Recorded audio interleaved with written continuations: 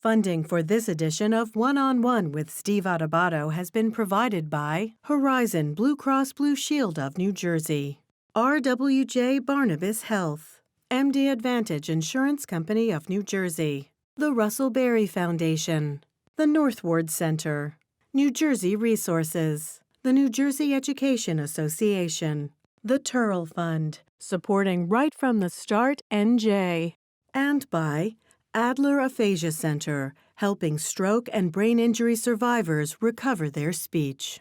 Promotional support provided by NJ.com, Small News, Big News, True Jersey. And by Jaffe Communications, where business, media, and government converge in New Jersey.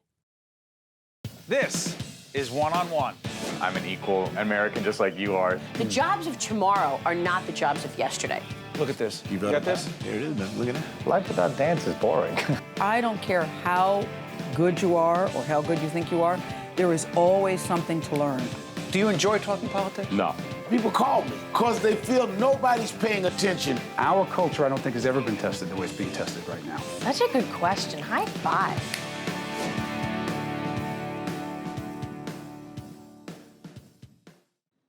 That's right, he's back. By popular demand, our great friend, Ryan Haygood, President and CEO, New Jersey Institute for Social Justice. How you doing, my friend? It's great to be back, Steve. Thanks for having me. So many things to talk about. Yeah. I'm gonna start with this. You wrote a piece recently on the legacy of slavery, because, and why does it matter? Sure. So as you know, this is 2019. This marks the 400th anniversary year when 20 or so black people came to Jamestown, Virginia. And so there's really kind of a national conversation happening around this 400-year anniversary, which led then to an institution of slavery embraced by many states across the country. And there's an enduring legacy that followed slavery. And so there's been an opportunity, I think, in this anniversary year to commemorate that year and to talk about what happened from that point forward. Let's try this. Actually, this will also be seen in 2020. Where are we today? You and I have had so many, I say this all the time, we have so many offline conversations about race and race relations. We further apart than the last time we talked? You know, I think if there's a theme on the issue of race relations, it is that there is nothing inconsistent about sort of recognizing progress and demanding more progress. So New Jersey's interesting. You know, Dr. King some years ago looked at the country and determined that America was really divided into two Americas, right? So on one hand, he said that kids grow up in the sunlight of opportunity. He said on the other America, young people are perishing on a lonely island in a sea of prosperity. New Jersey, I think, is a modern-day embodiment of Dr. King's two Americas. You know, we are at once one of the most racially diverse states in the country. We're also one of the most racially segregated states in the country. We're one of the wealthiest states in America, but that wealth exists alongside some really punishing poverty.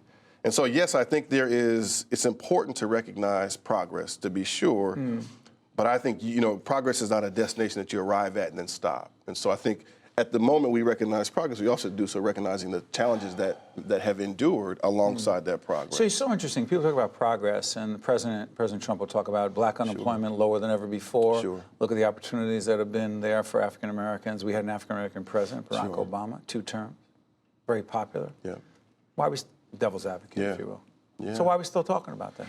Well, because the numbers don't lie. The numbers are real, as our colleague Brandon McCoy at New Jersey Policy Perspective often says, you know, math is real. It's especially real here in New Jersey. You know, so New Jersey, as I mentioned, is one of the wealthiest states in America. It's here that the median net worth for white families is $309,000. Steve, this is the highest in America. And the other one is Connecticut. Go ahead. But for black families in New Jersey, the median net worth is $5,900, right? So $309,000 for white families, the highest in America, $5,900 for black families. What that means is that black families have 1.9 cents, so fewer than 2 cents for every dollar in wealth that white families have. That number is real, and I think what that number tells us, back to the 1619 question, is that those racial disparities around wealth, there are many others in New Jersey, but that one in particular is rooted in New Jersey's own history with slavery. There was a system of slavery that took root very, very deeply in New Jersey. Many folks don't think about New Jersey as a slave state, but it was. And that modern day disparity in the racial wealth gap is rooted in that history that New Jersey had with slavery. So stay on this. We didn't bring you here to talk about politics, but it is impossible to talk about race. It is impossible to talk about racial disparities. It's impossible to talk about the two Americas without talking about the rhetoric of our president, Donald Trump. Sure. To what degree has he contributed to helping or not? Sure. So I think there's no question. I mean, even an objective view has to recognize the way in which Donald Trump has restored white supremacy to the White House. And in doing so, he has empowered sort of white supremacist ideology across the country to take root. Absolutely. And the things he says and the policies he advances. Wouldn't it be there anyway? I think it exists in the country, to be sure. Go ahead. Which is why you have these numbers, including here in New Jersey. But I think what he's done is he's given voice to that element. So it's a more robust voice. You see it across the country, in El Paso most recently. So I think it's important to focus on the national scene, to be sure, and to recognize in which Donald Trump has, one, restored white supremacy to the White House. There's a battle to fight on the national level. Folks should get out en masse and vote next year to change the national landscape, to be sure. But at the same time, you know, the numbers in New Jersey around the racial wealth gap, around criminal justice. You know, New Jersey, as you know, Steve, has the highest black to white adult and youth incarceration disparity rates. So a black adult in New Jersey is 12 times more likely to be in prison than a white adult. A black child is 30 times more likely to be in prison than a white kid, even though the research shows that black and white folks commit most offenses at the same rate. Those numbers, Steve, existed well before Donald Trump ever took office. You know, it's one thing for you and I to talk about this. It's one thing to be on public broadcasting doing this right now. By the way, if you're listening on the audio, the radio side, or our podcast, Ryan Haygood is with us, President and CEO, New Jersey Institute for Social Justice. Real quick, 30 seconds on this. You did another show, Chelsea. Yeah, so Chelsea Handler, a pretty popular comedian, recently did a documentary on Netflix called Hello Privilege, It's Me, Chelsea. And I think it's a fascinating piece because she is a white woman, as folks know, and took on this issue of what it means to have privilege as a white person. So you and I were talking about this before the show, but she and her team really spanned out across the country, from coast to coast, north to south, and had conversations with very diverse audiences around this idea of white privilege and what it looks like and how it manifests itself. And I'll tell you, in New Jersey, what we do with the Institute for Social Justice is think about the way in which white privilege manifests itself in policies and practices and laws. You know what's so interesting? There are a significant number of people watching us, and some of them, my friends, people I've grown up with, who say, what is Ryan Haygood talking about when he talks about, quote, white privilege? Because there are a significant number of people who say, wait a minute, I'm struggling to pay taxes in New Jersey, my property taxes, I'm getting whacked on the federal level, can't even write off what I used to write off before in terms of income tax, property tax, struggling to pay for my kid to go to school, get my kid into school. White privilege? Yeah. And you know that is pretty pervasive, you say? Yeah, for sure. I mean, I think one retort I've heard to the piece you mentioned, you know, folks will say, Ryan, you talk about 1619. That was 4 centuries ago. And yeah, maybe slavery followed 1619 up through the Reconstruction, right? But I wasn't alive back then. So whatever happened back then, right, is not my fault. And I understand. Why are you putting that on me, some say? Argument, to be sure. Go ahead. But you can't divorce the racial disparities we have today from that era. Do you blame working class, middle class, other whites for the sins of those who came before? Well, you can't, right? So you obviously can't. I couldn't blame folks whose families owned slaves in New Jersey for the act of holding slaves. But I think at the same time, you cannot ignore the way in which advantages have been passed from that era to the present. So part of what drives the racial wealth gap in New Jersey is a inheritance structure that followed from the period going back to American slavery. Even if your folks weren't in New Jersey, wherever they were, if there were slavery, folks benefited from that. Do you believe in reparations? Absolutely. I think you're clear on that. The root of reparations is to repair, right? So I think what reparations looks like, what it means to repair, is one, to acknowledge the harm of the original sin in this country and in New Jersey, which is slavery, of slavery, and the enduring inequality that has emanated from that moment. So part of what reparations is a reckoning that slavery just didn't end when it was legally over. There was a system that was created that has endured to the present. And if we're serious about reconciliation, if we're serious about moving these conversations to broader policy issues, you have to repair the harm. So part of reparations is creating a system of policies and practices and laws that make people whole where there's been disinvestment. You know, one of the frustrating things about talking to Ryan Haygood is that I just want to keep talking to him more, and I'm confident you want to listen as well. Thank you, my friend, for joining us and having a spirited and, as always, provocative but respectful conversation. Great to see you, Steve. Thanks for having the conversation. Wouldn't it be nice if we had more of that in the country? Absolutely, and we will. We will, hopefully. We can pray. We'll be right back right after this. To see more one-on-one with Steve Adubato programs, visit us online at steveadubato.org. If you would like to express an opinion, email us at info@caucusnj.org. Find us on Facebook at facebook.com/Steve Adubato, PhD, and follow us on Twitter at Steve Adubato. It is our pleasure to welcome Dale Berra, who is the author of a compelling book. It's called My Dad, Yogi, a memoir of family and baseball. Good to see you, Dale. Thank you, Steve. So we have done, I was going back looking at this, as a longtime Yankee fan, as someone who just, along with millions of others, admired and respected your dad, and also a proud members of the community in Montclair who knew your dad very well, and your mom, Carmen. People think they know Yogi, or they knew who he was. Who was he to you? Dad was the most innate, intuitive, genuine man I think that's ever walked the earth. He genuinely treated the landscaper, the dry cleaner, the exact same as the corporate CEO. And he did it without thinking. He did it without trying. And people sensed that. People picked up on that. People realized something about Dad, something different. In the airport, when Dad said, well, you're from Colorado, huh? What's the weather like? When they were finished with him, they were like, their world is better. There's something about him that comes off so genuine, and he does it without trying, and it's real. But I'm also curious about you. I mean, back in the day, when we were kids, you played at Montclair High. You were absolutely superstar, third baseman.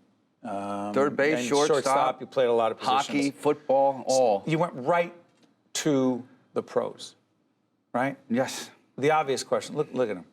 In a Met uniform. As a Yankee fan, I'm having a hard time looking at that, but that's I'm another about story. 12 years old there. Yeah. Look at you. Here's the thing. Yogi was the manager at the time? Yeah. Wow. Or a coach. That's right. Yeah. That's right. But here's the thing. How much pressure on you being Yogi's son and also being an exceptional athlete and ball player for you? How much? How's none?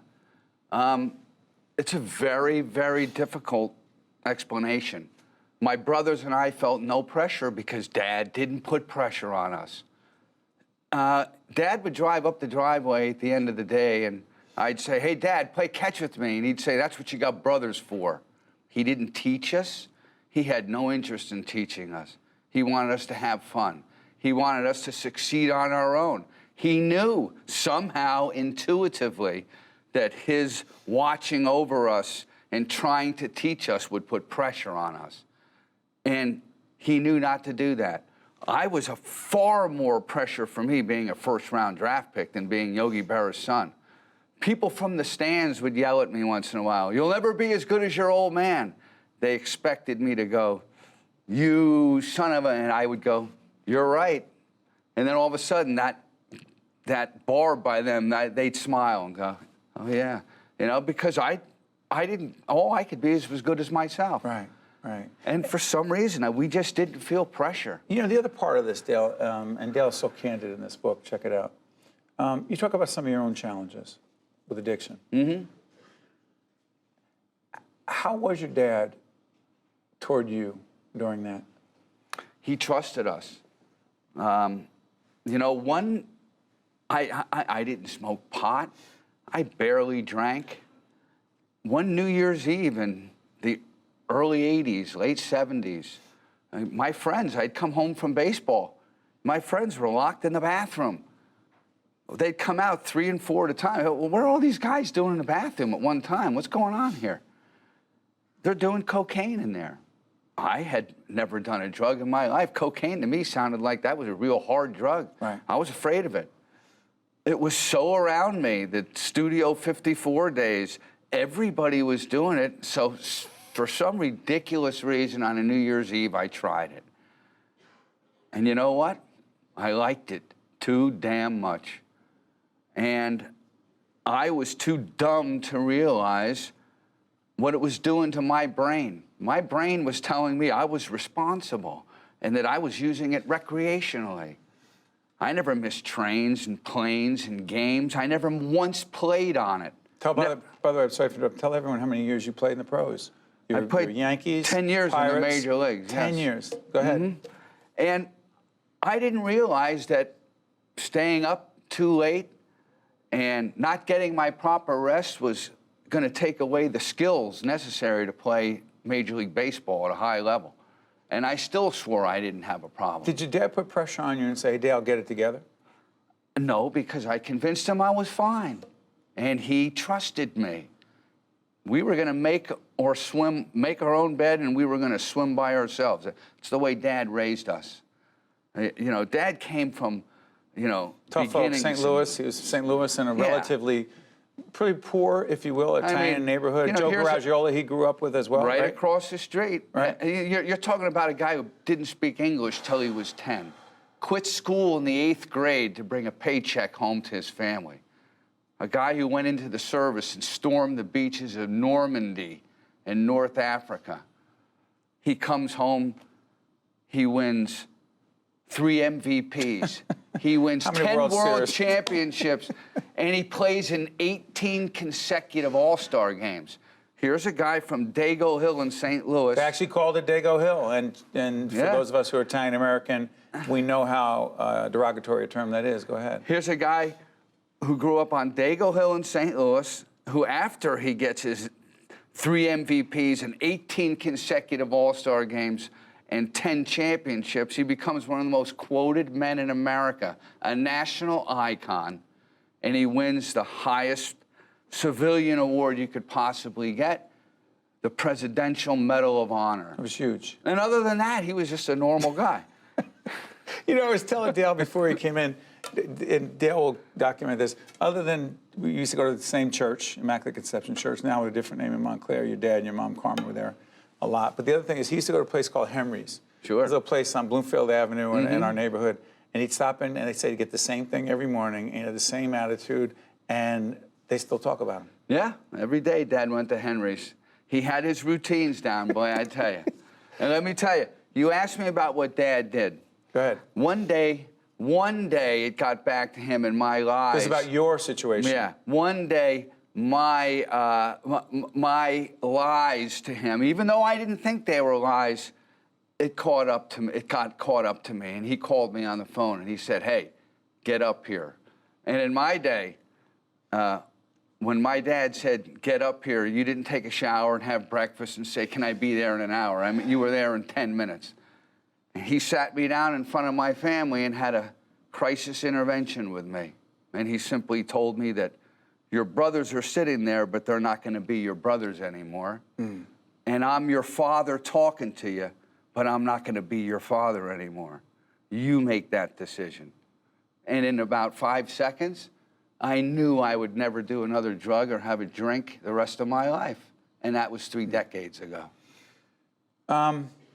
Baseball today. Do you love it? I love the game. Do you love it the way it's played today? You know, the players are so good. I watched that game last night. It was a tremendous game to watch the Nationals come back and win that game. Which, by the way, this is playoff season. We're taping in the beginning of October. Go ahead. You'll see it after. You know, I'll be honest with you. My dad was either a manager and I was a player throughout my entire life, and I followed every stat in every baseball, and I knew every guy. You know, I knew everything. Obviously, I grew up with the Mets, not the Yankees, and now I don't really follow the game that much. You don't? I do not. I don't know. I don't even know the names of the best players in the league anymore. It's so interesting. Those of you who are terrific athletes sometimes don't follow. Right. And those of us who are struggling, you know, we're more obsessed. By the way, can we do this? But I do follow the Rangers and the Yankees and Rutgers football, so who knows? We just had the AD in here. So. Can we do this? This is totally a non sequitur. I think to myself, Yogi Berra Stadium in Montclair University, where the Jackals play, opening day. Can we show this shot? There's a photo of your dad. I brought our son, who's 27 right now. He was 4 years old, and he's there, and he's there meeting your dad, and he still talks about it today. And that's something. And it was at the opening of the stadium. That's a big thing as well. Yeah, there it is. There it is. I mean, look at that kid. Yeah. Look at, and now he's 27. I hear so many stories about There's a that. million of them. Listen, thank you. Thank you. We wish you and your family all the best. Okay, buddy. Okay? This is One-on-One. That is Dale Berra. We'll be right back right after this. To see more One-on-One with Steve Adubato programs, visit us online at steveadubato.org. If you would like to express an opinion, email us at info@caucusnj.org. Find us on Facebook at facebook.com/Steve Adubato PhD and follow us on Twitter at Steve Adubato. Welcome to Kessler Foundation. Steve Adubato on location. We are part of a conversation tonight. You can see all the folks behind me. They've gathered for a forum I'm going to be moderating. It is called Transforming Care and Recovery for People with Spinal Cord Injury. And we're honored to be joined by this young lady next to me, Natalie Barrett, who is a research participant at the Center for Spinal Stimulation at Kessler Foundation. Good to have you with us. Thank you for having me. Let's get this clear. Your family's from Jamaica, but you're born and raised in, East Orange, New Jersey. and we are honored to have you with us tonight. Thank you so much. You're going to be participating in a panel discussion, Yes. a research participant. In 2015, Yes. describe for folks what changed your life. Well, I was leaving the airport, at Newark Airport, and someone hit me from behind. They kept going, and the airbag broke my neck. So my level of injury is C6, C7. I was gone for 3 days, and then God said, no, I'm not ready for you, and he brought me back, and he also allowed me to have use of my legs again. So it changed my life, forever altered my life, but I take away the blessings that came along with it. I'm here. You always had that faith? Yes. The other thing you're doing is you're actively participating in this research. Yes. Describe for folks exactly which, because I know there are a few different forms of research and treatment, so talk about it. They put electrodes on my parts, on parts of me. I have them on now. My back up top where my injury level is, also down lower and over around here as well. And what it does is it feels like a car engine, like it's revving you up. It revs you up, the stimulator, to enable you to, even though I'm walking, it strengthens the walking. Everything is stronger. In the panel discussion, you're going to be doing, I'm told that you're going to do something. I'm going to be walking with canes. The exoskeleton has allowed me to strengthen so much to where I can, slowly but surely, I can walk with canes, just 2 of them, and I'm going to demonstrate that today. 2 years ago, a year ago, could you do it? No, not at all. It's because you're participating in this. Only because I'm participating. And because you're working hard. Very, very hard. And you got a lot of faith. Lots of faith. Thank you, Natalie. Thank you for having me. All the best. Thank you. One-on-One with Steve Adubato has been a production of the CAUCUS Educational Corporation. Funding has been provided by Horizon Blue Cross Blue Shield of New Jersey, RWJ Barnabas Health, MD Advantage Insurance Company of New Jersey, the Russell Berry Foundation, the Northward Center, New Jersey Resources, the New Jersey Education Association, the Turl Fund, supporting Right from the Start NJ, and by Adler Aphasia Center. Promotional support provided by NJ.com and by Jaffe Communications. Transportation provided by Airbrook Limousine, serving the metropolitan New York, New Jersey area. Choosing a new family doctor can be confusing. Check with your health insurer to see which physicians near you participate with your plan. Find out which hospitals the doctor uses and who covers when the doctor is away. And remember to schedule an appointment with your new doctor in advance to fill out any paperwork without the added stress of being sick.